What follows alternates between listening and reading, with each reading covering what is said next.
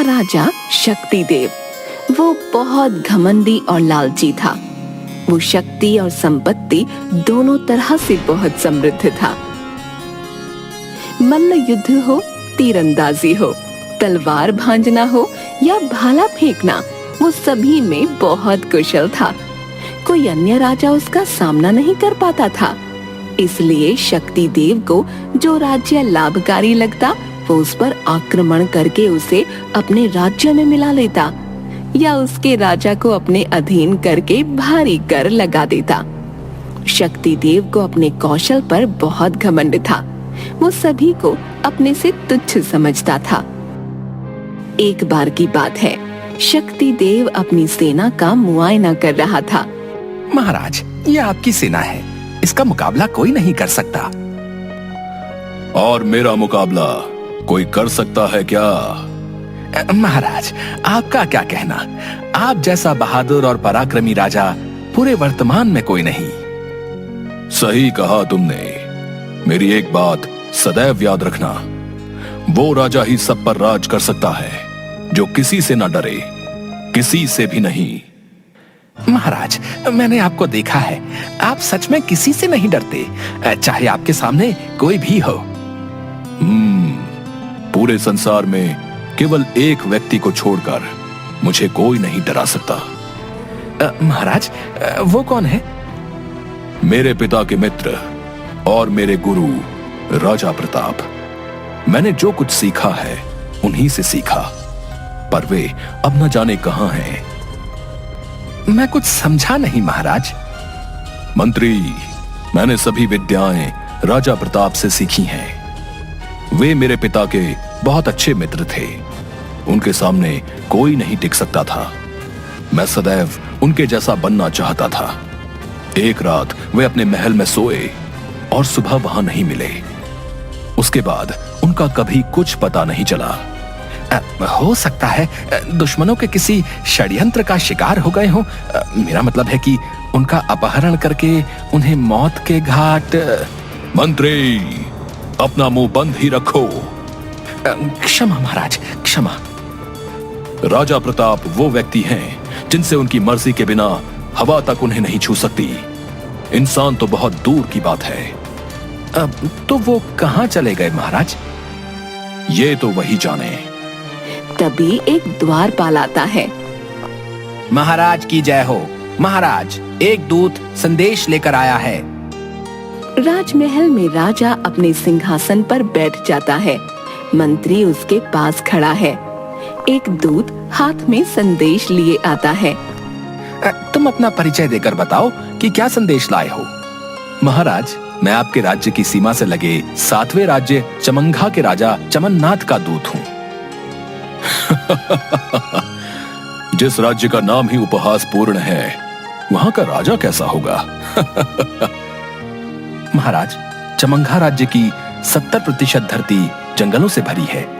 वहां चमंघा जाति के आदिवासी रहते हैं, इसलिए हमारे राज्य का नाम चमंघा ही हमारी पहचान है। ठीक है, ठीक है, ज्यादा बातें मत बनाओ। महाराज को बहुत काम है। क्या संदेश लाए हो? महाराज, हम जड़ी बूटियों का व्यापार करते हैं। आपके राज्य में व्यापार करने की अनुमति चाहते हैं। उसके लिए तो कर देना पड़ता है। जितना भी व्यापार करोगे, तुम्हें राज्य के खजाने में 30% कर जमा करना होगा, अन्यथा मेरे राज्य से व्यापार के बारे में सोचना भी नहीं। जी महाराज। कहकर वह चला जाता है। कुछ दिनों बाद मंत्री राजा को राजकाज संबंधी बातें बताते हैं। महाराज, हमारे किसानों से अधिक कर की उम्मीद करना व्यर्थ है।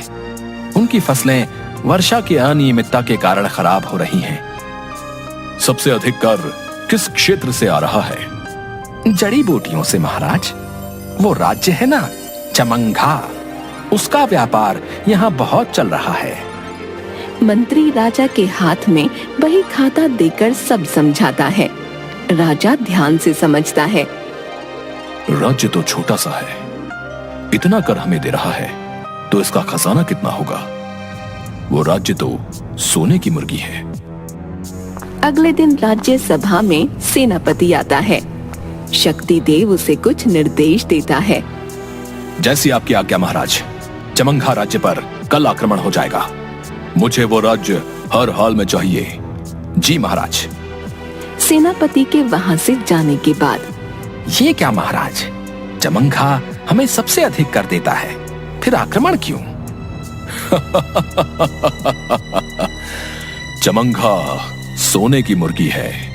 ये मुर्गी मेरे सिवा किसी और की नहीं हो सकती। जी जी जी महाराज। मंत्री, तुम नहीं समझोगे, इसलिए तो मैं राजा हूं और तुम मंत्री। अगले दिन सेनापति बौखलाया हुआ राज्य सभा में आया। महाराज महाराज। अरे सेनापति, तुम इतना घबराए हुए क्यों हो?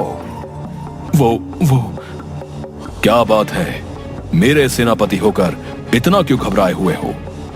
महाराज, वो चमंघा राज्य जितना छोटा दिखता है, वास्तव में बात वो नहीं लग रही। मैं कुछ समझा नहीं। महाराज, हमारी इतनी बड़ी सेना उनकी छोटी सी सेना के सामने 1 घंटा भी नहीं टिक पाई। सैनिक डरकर भाग आए। क्या मेरी सेना डर गई उन चुटकी भर सैनिकों से? और तुम मुझे कौन सा मुंह दिखाने चले आए? तुम खुद युद्ध में जाओ। मुझे चमंघा किसी भी हाल में चाहिए। यदि युद्ध में हारे तो मैं तुम्हें मार डालूंगा। सेनापति हाँ में सिर हिलाकर चला गया। सोचा नहीं था ऐसा होगा। चमंघा तो बहुत छोटा सा राज्य है। खामोश। अगले दिन सभा में शक्तिदेव कुछ पत्रों को देख रहा था। तभी मंत्री बौखलाया हुआ आया। उसे देखकर, क्या हुआ? तुम्हारा चेहरा क्यों उतरा हुआ है? एक बुरी खबर है महाराज। कैसी बुरी खबर? महाराज, कल सेनापति स्वयं युद्ध के लिए गए, किंतु लौटे नहीं। न जाने कहां गायब हो गए हैं। कायर कहीं का, डर कर छिप गया है। मंत्री कुछ नहीं कहता। युद्ध का क्या हाल है? हम हार गए।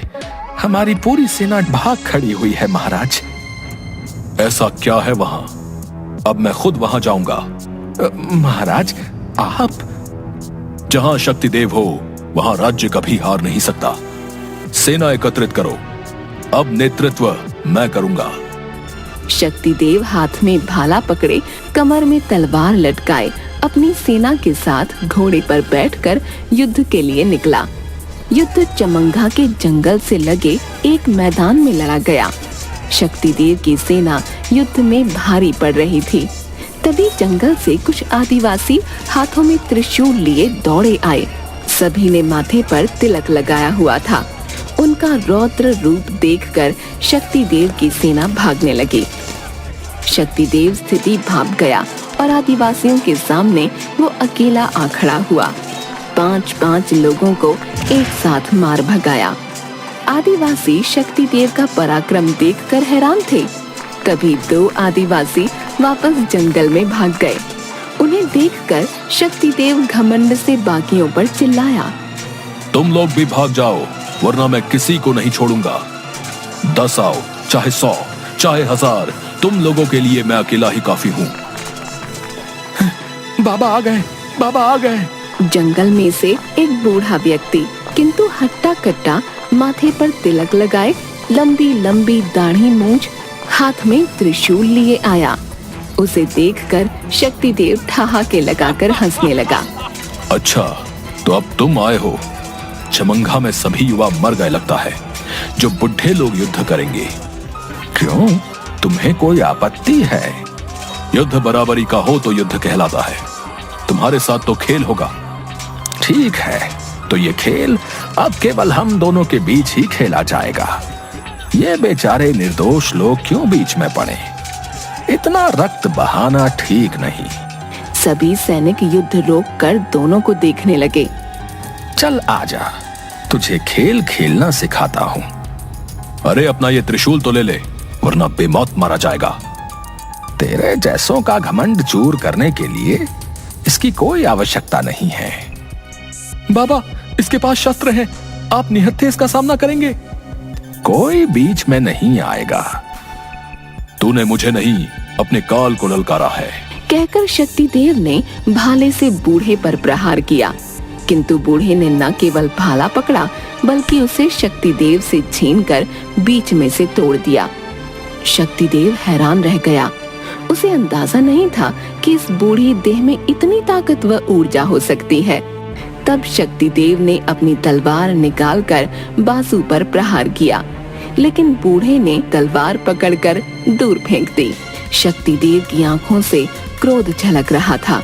उसने बूढ़े का हाथ पकड़कर मोड़ना चाहा, लेकिन उसने पलटकर उसे ऐसा धक्का दिया कि शक्तिदेव के लिए संभलना मुश्किल हो गया। सभी लोग जोर से हंसने लगे। घमंडी राजा, देखी बाबा की ताकत। सुनकर गुस्से में शक्तिदेव बूढ़े के पीछे भागा। उसने बूढ़े को धक्का दिया तो वह पास पड़े लंबे बांस से टकरा गया।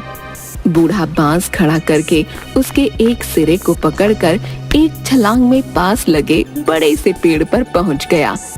ओ शक्तिदेव, सोच क्या रहा है? चल आजा, खेल खेलते हैं। बांस के सहारे छलांग लगाकर पेड़ पर पहुंचने की कला शक्तिदेव को नहीं आती थी। वह पेड़ पर चढ़ने की कोशिश करने लगा। तभी बूढ़ा कूदकर नीचे आ गया।